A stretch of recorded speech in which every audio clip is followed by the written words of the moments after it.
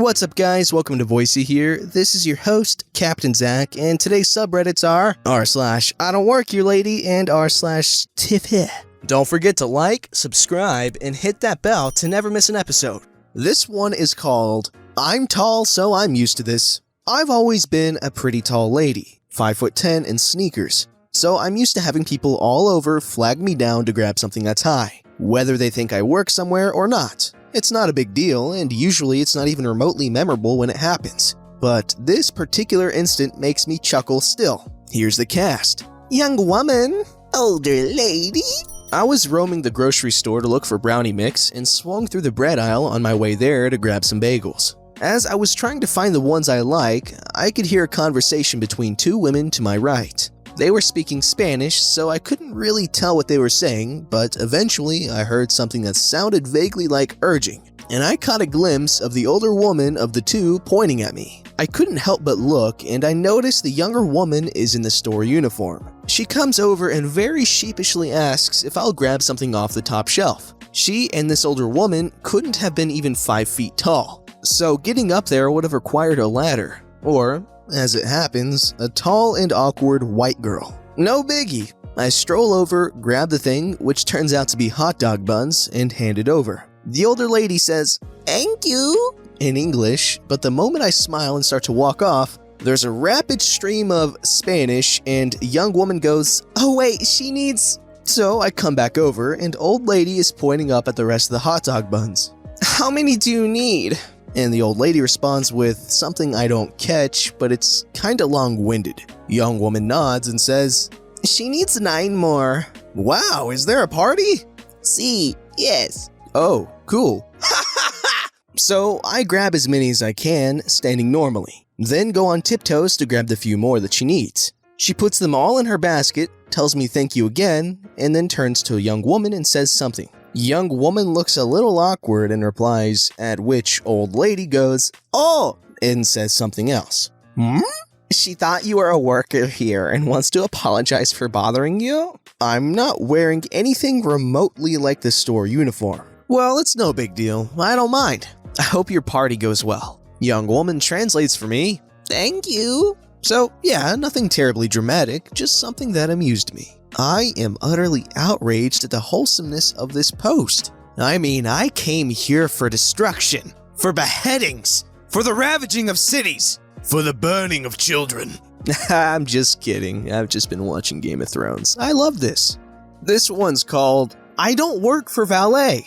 Just to get characters out of the way, there's me, Valet worker, and entitled dude. This story happened a couple of weeks ago, and still fresh in my mind. I started my usual 30-minute break at work, and walked to Chipotle since it's the closest, cheapest, and fastest restaurant where I work. The area I work at has lots of restaurants that are pretty expensive, and take a while to get your food for a 30-minute break, but I digress. So my usual walk to Chipotle usually crosses the street to the other side of where I work, and there is a valet station that I pass by. I also always have my headphones on so I can listen to some music on the way there. Now, the people that work at the valet wear a white short-sleeve buttoned shirt with their logo and black pants. The place I work at has us wear all black t-shirts, pants, shoes, and our logo is on the shirt. Well, as I was walking across the street, I see a man waiting at the station, but there's no valet there. I know he has seen what the valet looks like as his vehicle is not in front of it. He calls to me though anyway. Finally, someone shows up. I need you to get to my car pronto. I'm sorry, sir. I don't work for valet. Of course you're valet. Why else are you walking up here?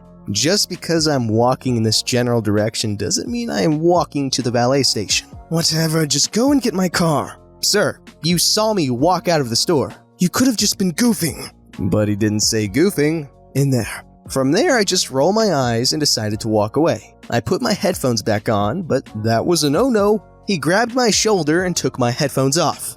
Okay, little turd, get my car now. Before I could say anything, an actual valet worker walked up and asked what is going on.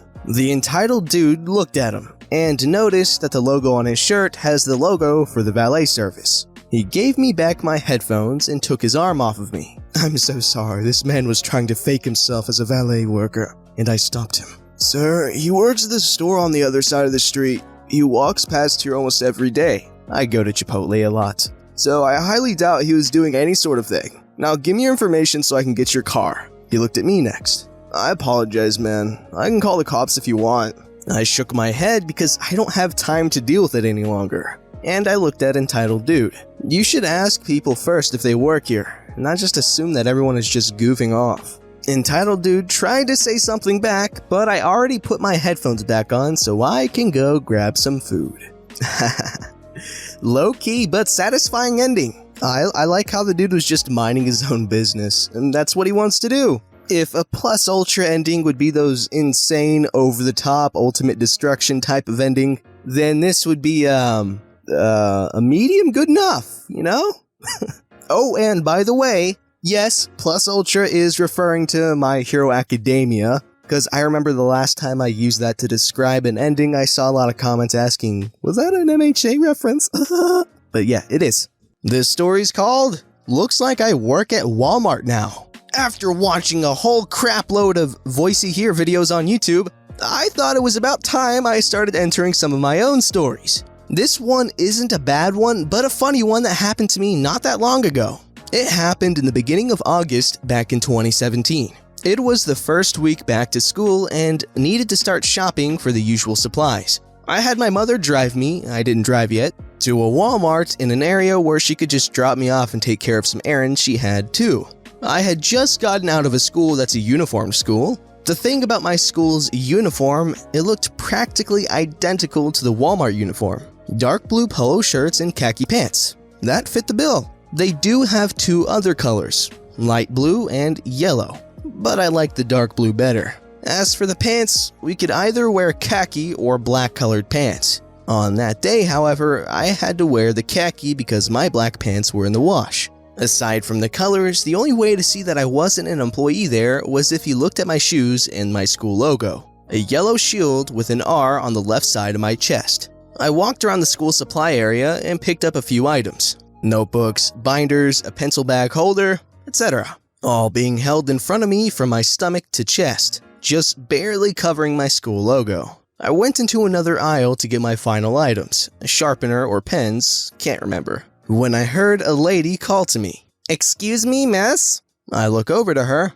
"Could you show me where the pencil boxes are? My daughter wants one that locks with a key." Remembering that I passed through that aisle a few minutes ago, sure, I'd be happy to show you. As I lead her down, I must have looked lost because I would double check aisles to be sure I found the right one. I'd almost get lost like that in stores like that as a kid. Once I found one I was confident in, I pointed it to the lady. "They should be here, but I can't be too sure about that." I smiled sheepishly. The lady smiled with a bit of concern. "Alright, thank you very much." I returned back to my searching. I felt proud of myself for being able to help her out, even if I wasn't completely sure myself. Once I got my things, I made a double check in case I forgot anything else before leaving. As I walked the aisle again, I saw the same lady talking to an actual employee wearing the Walmart vest. An older woman, who we'll call old woman. She noticed me and pointed me out. I was confused and just watched, giving a small wave, both in shock and fearing that I somehow did something wrong when helping her out. The old woman looked at me and started to laugh a bit, looking back to the lady. I didn't hear everything she said, but I heard her say, "Oh no, she isn't one of the workers." The woman looked at her in shock and looked back to me. I saw her eyes move to a spot on my shirt. I looked and it just so happened to show my school's logo. The woman laughed a bit herself and said sorry before returning to her shopping. It soon clicked in my head that she thought I was an employee and went to another to tell them about how I looked lost, probably asking if I had gotten enough training before being put to work on the floor. I soon found myself chuckling and went on my way to check out and stuff. Before I left to self-checkout, the older woman came up to me and grabbed my shoulder. "You're hired," she smiled, still chuckling. "Oh sweet, I'll start tomorrow." With that, I bought my supplies and had a funny story to share with my mom when she came to get me. She had a good laugh herself when I told her and made a comment about how if it was only that easy to get work. Well, in my experience, finding work is insanely easy. However, finding work that pays, that's not as easy. Alright, a selection from my personal favorite subreddit. Today I frogged up by not knowing what FTFY actually means. This actually happened today, so yay! For the longest time I can remember, I've been browsing Reddit and learning new acronyms that are widely used on the internet. However, I'm the type of person that will rarely look something up if I can make do without it. So often, if I came by an acronym I don't know, I'll see if I can understand the rest of the sentence in the context and then move on. So, after having seen FTFY in a lot of comments, where the comment typically is a rephrasing of another comment, in my mind, I was led to believe FTFY actually meant for unlawful carnal knowledge this, for unlawful carnal knowledge you, which I thought was a bit aggressive, but could also see work in plenty of the cases where people tend to rephrase what someone else has said. Now, this isn't a huge flop up or anything, but today at work we were having a meeting where I had to present some findings on a specific matter. In this meeting, our CEO was present. We are a rather small company, and I had already handed out copies of what I was going to present. After my presentation, our CEO gave me the paperback with a few notes on it. One of these notes started with an FTFY, and I obviously read it as "flut this and flut you," and then a small paraphrasing of one of my bullet points, but altered slightly.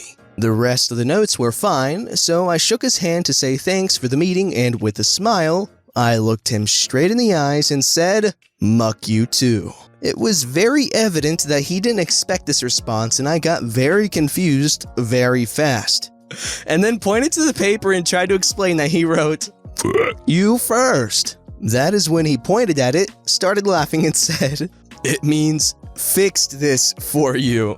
I then instantly proceeded to have one of those small brain bombs where your whole world starts to make a little more sense. I obviously tried to explain that I had misunderstood, and the CEO, who was a very down-to-earth guy, understood and laughed it off. So I'm not in any trouble, luckily, but it has taught me that I might benefit from looking things up a bit more.